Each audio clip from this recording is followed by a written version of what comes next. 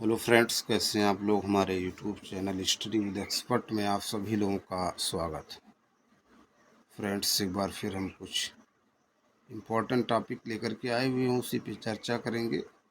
बहुत ही महत्वपूर्ण टॉपिक है हिंदी लिटरेचर, हिंदी हिंदी साहित्य का इतिहास से संबंधित बहुत ही महत्वपूर्ण इसमें पॉइंट दिए हुए हैं। इन्हीं पॉइंट से बार बार प्रश्न पूछे जाते हैं।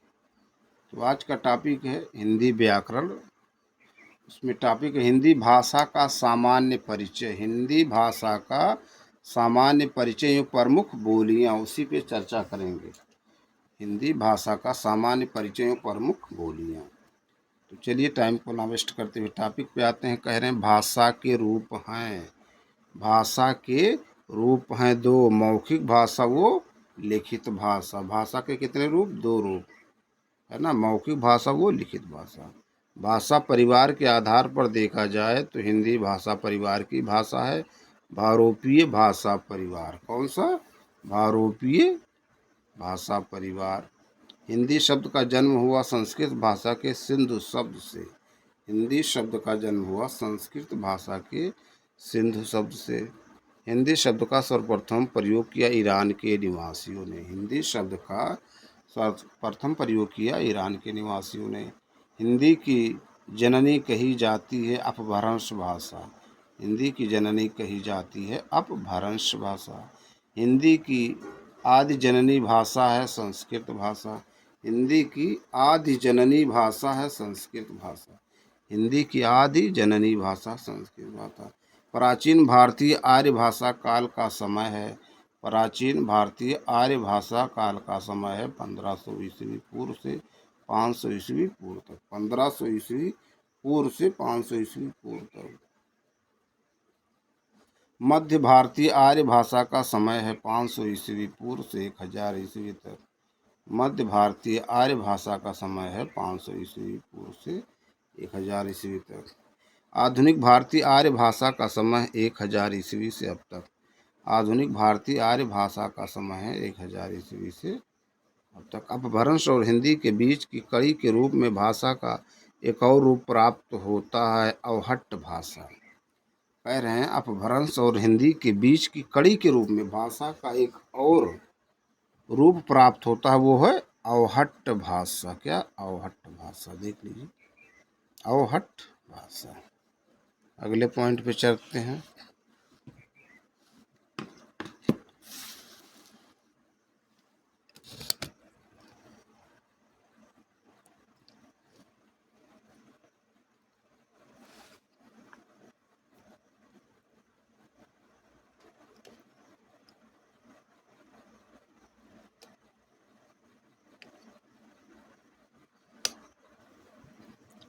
कह रहे हैं अवहट्ट नाम का स्पष्ट रूप से उल्लेख मिलता है विद्यापति की कीर्ति लता में। अवहट्ट नाम का स्पष्ट रूप से उल्लेख मिलता है विद्यापति की कीर्ति लता में। बौद्ध धर्म की भाषा या भगवान बुद्ध ने उपदेश दिया पाली भाषा में। किसमें? पाली भाषा। जैन धर्म की भाषा या महावीर स्वामी ने उपदेश दिया प्राकृत भाषा में। इसमें प्राकृत भाषा में। आकृति मूलक या आकृति या रूप के आधार पर हिंदी भाषा है। वियोगात्मक या विश्लिष्ट या श्लिष्ट भाषा है ना। वियोगात्मक या विश्लिष्ट या श्लिष्ट भाषा। राजभाषा का सामान्य अर्थ है राज्य राजकाज की भाषा। राजभाषा का सामान्य अर्थ है राजकाज की भाषा।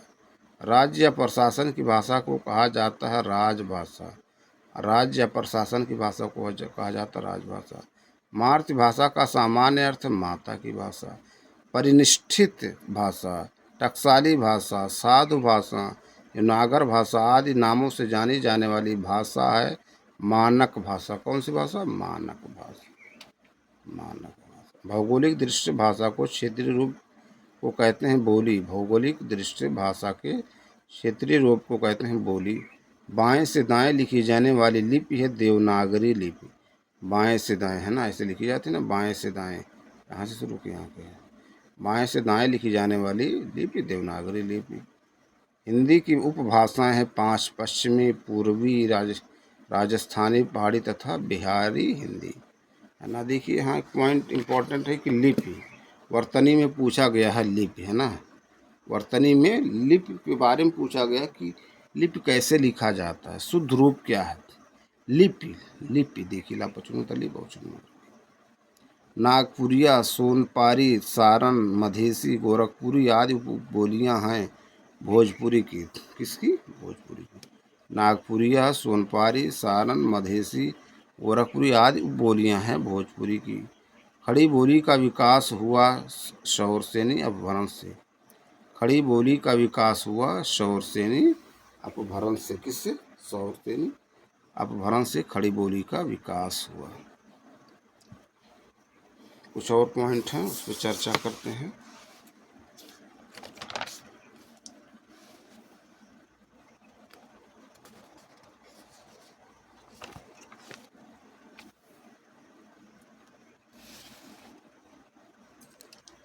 परीक्षा उपयोगी कुछ महत्वपूर्ण तथ्य हैं, उस पर चर्चा कर लेते हैं। परीक्षा उपयोगी महत्वपूर्ण तथ्य, है ना। परीक्षा उपयोगी महत्वपूर्ण कह रहे भारत की प्रथम देश भाषा है। भारत की प्रथम देश भाषा है पाली भाषा। भारत की प्रथम देश भाषा है पाली भाषा, है ना। भारत की प्रथम देश भाषा है पाली भाषा। फिर कह रहे हैं प्राचीन प्राकृतिक भाषा कहलाती है पाली भाषा। हाड़ौती एवं ढूंढाड़ी बोली है पूर्वी राजस्थान की। हाड़ौती एवं ढूंढाड़ी बोली है पूर्वी राजस्थान की। एक बार ये यूपी ट्रिपल एस सी में पूछा गया था, हाड़ौती कहाँ की बोली है ना। तो सब इम्पोर्टेंट पॉइंट हैं। आप चाहें टीजीटी पीजीटी की तैयारी कर रहे हैं, है ना, यूपी पीएससी का, है ना, सभी के लिए इम्पोर्टेंट है ये। पूर्वी हिंदी की सबसे बड़ी और लोकप्रिय बोली है अवधी। अवधी बोली का केंद्र है अवध या अयोध्या। अवधी भाषा का विकास हुआ अर्धमागधी अपभ्रंश से। अवधी भाषा का विकास हुआ अर्धमागधी अपभ्रंश से। बैसवाड़ी, मिर्जापुरी, बनौती बोलियां हैं अवधी की। बिहारी हिंदी की प्रमुख बोली है भोजपुरी। बिहारी हिंदी का विकास हुआ मागधी अपभ्रंश से। बिहारी हिंदी का विकास हुआ मागधी अपभ्रंश से। भोजपुरी शब्द का सर्वप्रथम प्रयोग किया गया था अंग्रेज विद्वान रेमंड ने। भारत के बाहर मॉरिशस, सूरीनाम, फिजी, त्रिनाद और गुयाना देशों में बोली जाती है भोजपुरी बोली। कौन सी बोली? भोजपुरी बोली। अगले पॉइंट पे चलते हैं। कह रहे हैं पूर्वी कौरवी, पश्चिमी कौरवी, पहाड़ताली, बिजनौरी आदि बोलियां हैं खड़ी बोली की। किसी? खड़ी बोली। बुंदेली बोली का विकास हुआ शौरसेनी अपभ्रंश से। बुंदेली बोली का विकास हुआ शौरसेनी अपभ्रंश से। झांसी, उरई, जालौन, हमीरपुर, बांदा, दतिया के पश्चिमी भाग में बोली जाती है बुंदेली। क्या? बुंदेली। राठौरी, बनाफरी बोलियां हैं बुंदेली की। राठौरी, बनाफरी बोलियां हैं बुंदेली की। ब्रज क्षेत्र का प्राचीन नाम था शूरसेन। ब्रज क्षेत्र का प्राचीन नाम था शूरसेन, है ना। ब्रज क्षेत्र का पूरा प्राचीन नाम शूरसेन था। अगला पॉइंट करें भरतपुरी, अंतर्देशीय या अंतर्वेदी, भुक्सा, डोगी, माथुरी, ग्वालियरी आदि उपबोलियां हैं ब्रज भाषा की। किसकी? ब्रज भाषा की उपबोलियां हैं। रामपुर, मुरादाबाद, मेरठ, बिजनौर, देहरादून और सहारनपुर में अपने ठेठ रूप में दिखाई देती है खड़ी बोली। क्या? खड़ी बोली पूछा जाता है। हिंदी भाषा को हिंदवी कहा था अमीर खुसरो ने। हिंदी भाषा को हिंदवी कहा था कौन? अमीर खुसरो ने। डॉक्टर हरदेव बाहरी ने दक्षिणी को रखा है पश्चिमी उपभाषा में। डॉक्टर हरदेव बाहरी ने दक्षिणी को रखा है पश्चिमी उपभाषा में। डॉक्टर भोलानाथ तिवारी ने ताजुबेकी और निमाड़ी बोली को रखा है पश्चिमी उपभाषा में।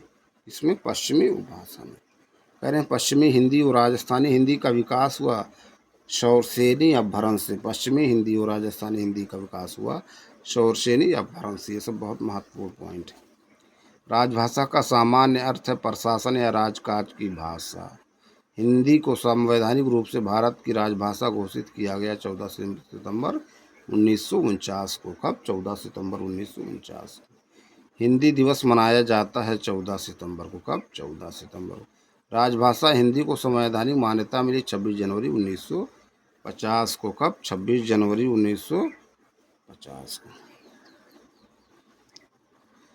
हिंदी भाषा लिखी जाती है देवनागरी लिपि में। हिंदी भाषा लिखी जाती है देवनागरी लिपि में।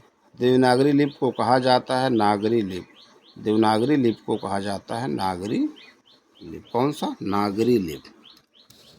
देवनागरी लिपि को कहा जाता है नागरी लिपि।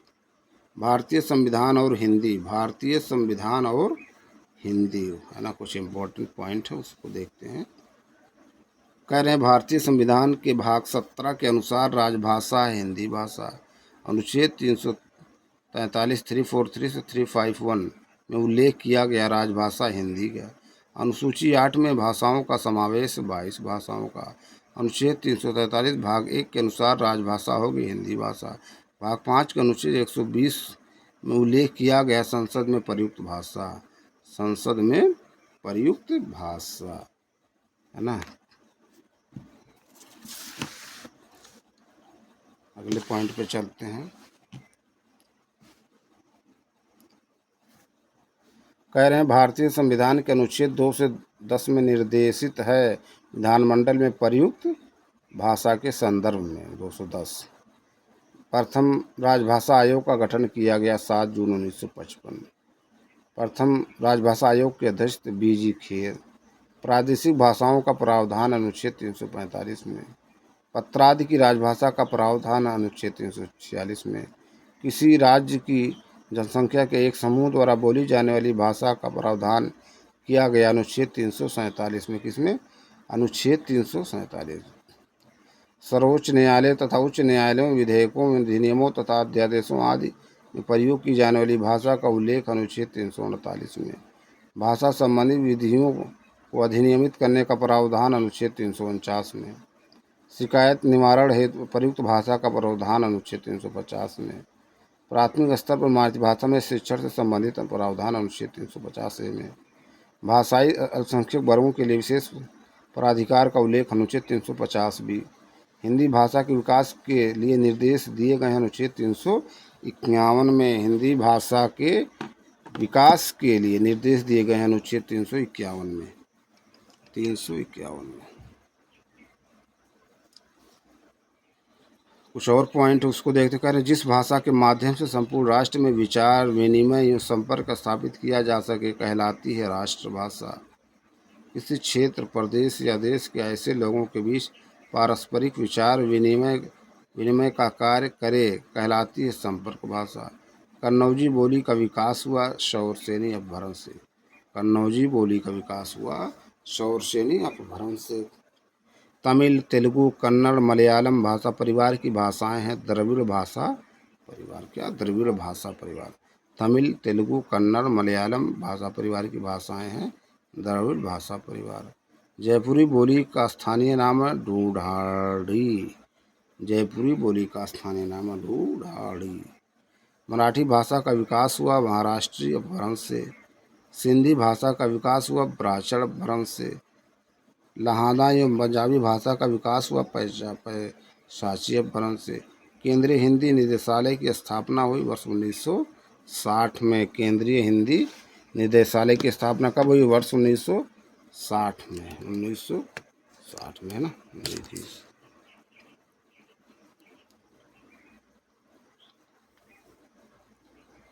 कह रहे हैं हरियाणवी या बांगरू बोली विकसित हुई शौरसेनी अपभ्रंश से। पंजाबी भाषा की लिपि है गुरुमुखी लिपि। पंजाबी भाषा की लिपि है गुरुमुखी लिपि। रागड़ी बोली है हरियाणा प्रदेश की। रागड़ी बोली है हरियाणा प्रदेश की। ये सब बहुत महत्वपूर्ण पॉइंट पूछे गए प्रीवियस ईयर में। पुरानी हिंदी, उर्दू और अंग्रेजी के मिश्रण से उत्पन्न नई जबान है हिंदुस्तानी भाषा। क्या? हिंदुस्तानी भाषा। ब्रज भाषा का केंद्रीय क्षेत्र है मथुरा। ब्रज भाषा का केंद्रीय क्षेत्र है मथुरा। देवनागरी लिपि के संदर्भ में परीक्षोपयोगी तथ्य। देवनागरी लिपि के संदर्भ में परीक्षोपयोगी तथ्य। कह रहे हैं हिंदी, मराठी, संस्कृत, नेपाली, कोंकणी, बोडो तथा डोगरी इत्यादि भाषाएं देवनागरी लिपि में लिखी जाती हैं। हिंदी, मराठी, संस्कृत, नेपाली, कोंकणी, बोडो तथा डोगरी इत्यादि भाषाएं देवनागरी लिपि में लिखी जाती हैं। दक्षिण भारत में इसे नंद नागरी कहते हैं। दक्षिण भारत में इसे क्या नंद नागरी कहते हैं, नंद नागरी। नागरी टाइप बनाने का श्रेय पंचानन तथा चार्ल्स विल्किंस को है। नागरी टाइप बनाने का श्रेय पंचानन तथा चार्ल्स विल्किंस को है। 12 खड़ी सावरकर बंधुओं द्वारा प्रचलित की गई। 12 खड़ी किसके द्वारा? सावरकर बंधुओं द्वारा प्रचलित की गई। देवनागरी, बंगला, तमिल, तेलुगु, मलयालम तथा गुरमुखी लिपि का विकास ब्राह्मी लिपि से हुआ। देवनागरी, बंगला, तमिल, तेलुगु, मलयालम तथा गुरमुखी लिपि का विकास ब्राह्मी लिपि से हुआ। तो फ्रेंड्स, ये कुछ इंपॉर्टेंट पॉइंट थे जिस पे हमने चर्चा किया। हम अपने अगले वीडियो में फिर मिलेंगे कुछ नए प्रश्न, नए टॉपिक के साथ। आप लोग ज़्यादा से ज़्यादा प्रैक्टिस कीजिए, रिवीजन कीजिए और अपना नोट्स बनाइए, है ना। इसको भी देखिए, बहुत इंपॉर्टेंट सब पॉइंट है। प्रीवियस ईयर का अगर आप पेपर सॉल्व करेंगे तो आपको आइडिया होगा कि, है ना, इन्हीं सभी पॉइंट से बार बार प्रश्न पूछे जा रहे हैं। आप लोग ज़्यादा से ज़्यादा हमारे YouTube channel study with expert को लाइक कीजिए, शेयर कीजिए, सब्सक्राइब कीजिए। Thank you.